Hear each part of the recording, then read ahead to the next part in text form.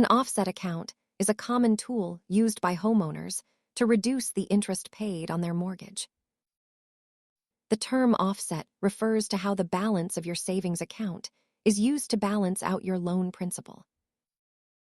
Because interest is calculated daily, having cash in an offset account stops that portion of your mortgage from accruing interest costs.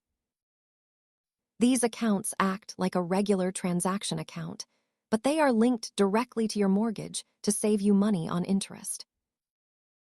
While both help reduce interest, an offset is a separate bank account, whereas a redraw is a feature of the loan itself.